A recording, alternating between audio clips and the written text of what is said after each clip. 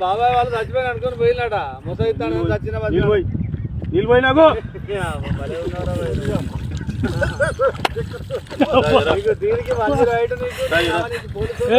ఎందుకు పన్న వాళ్ళ తాయి పండుకున్నా ఎందుకు అనుకున్న వాళ్ళ ఈ చల్లదనానికి ఎండకు చేయలేక కన్నీకి ఓడిపోయి వచ్చిన గెలవలేక ఏం చేసావు 10 రోజుల నుంచి గణేట్ చేత నాతో గట్టించి నా కష్టం దోచుకొని గణేట్ రాయ్ నాకు అంటే డబ్బులు ఇచ్చారు